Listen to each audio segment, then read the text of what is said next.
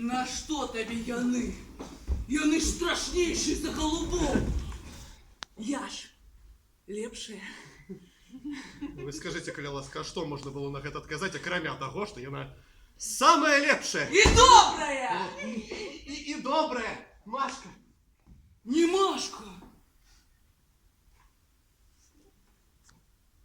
Мария. Мария, ты самая-самая. Машка! Мария. Знову пришла.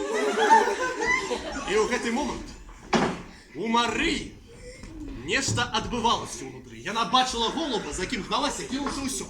А мне трэба было набрацца смеласці і пацалаваць яе. А як гэта зрабіць? Як? Калі яно весь час ганялася то за голубамі, то за хлопчыкамі, то за хлопчыкамі, то за голубамі, ды хлопчыкі нічога дрэннага не рабілі. Ну просто приходили посидеть на нашу утульную лавочку. Ну, так. Все двое зайздростили нашей лавочке. Одночі мы с Машкой сидели на этой самой лавочке, и солнце заливало ее твар. Я думал, ну зараз, зручный момент, как поцеловать яе. И тут до нас на лавочку подсели два дорослых человеки. М и Ж.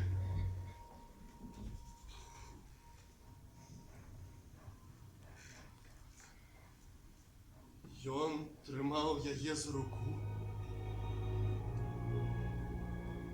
Яна трымала яго за руку. Под уплывам романтычнай абстаноўкі я думаў, як жа цяпер я возьму сваю Машку за руку. Гэта будзе намёк на тое, што пора пацалавацца, а то ўсё жыццё пройдзе. Але Машка ўсё было мала, она пышна пакасіўшыся на закаханую.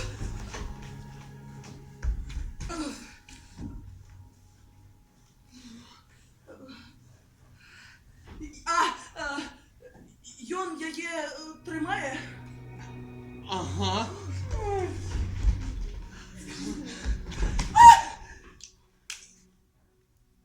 О. Яна яго трымае. Ага. Я стараўся максімальна романтычна вымовіць гэтае ага. Якая брыдота! Лепей вы пошли паганялі голубоў. Якія голубы? Яны кахаюць адзін аднаго. Хто? Голубы? Якія голубы? Чисты. Я тебя кахаю!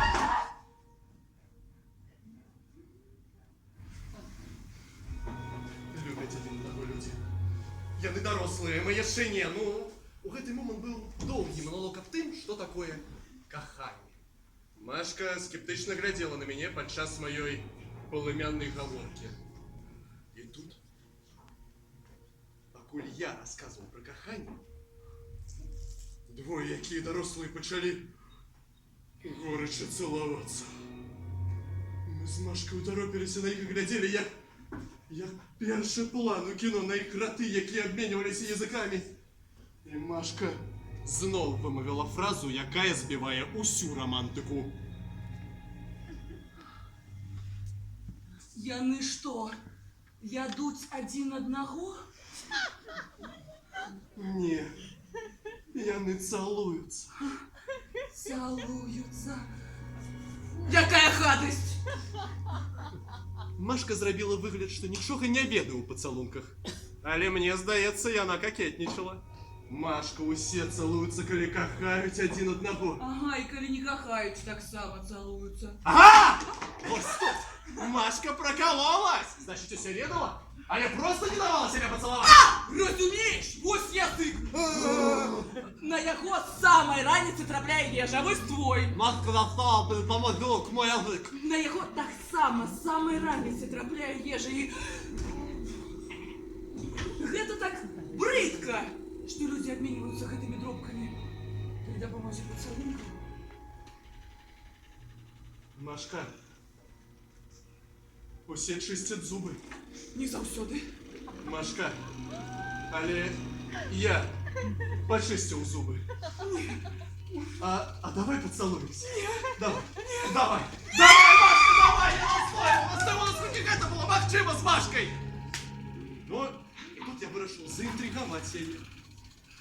Машка, а ты ведаеш ли ты, что пасля пацалунку все мы сталеем? Чамусь нам усім хацелася хутчэй пасталець.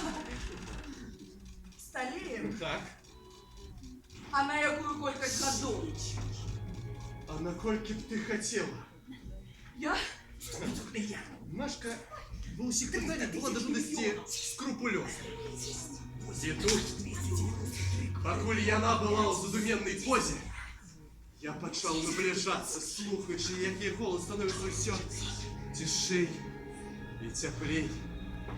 Машка ператварылася спачатку ў Машу, а потым і ў Марыю. Я паднёс свае вусны да яе канапатых вуснаў і пяшчотна пацалаваў! Тут Машка упала. Машка упала! Я пачаў спешна падымаць яе з тратуара, думая, што прыйдуць дарослыя, потому что я просто тряснуў Машку по галаве. Гледзячы на мяне і на Машку, гэта складана было паверыць. Я подумал, что просто забил яе своим поцелунком. Детинство!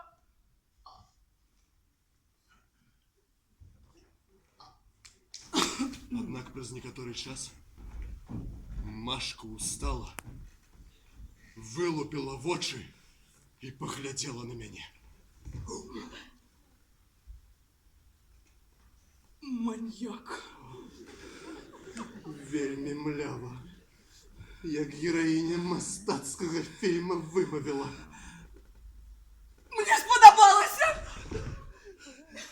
І зноў упала.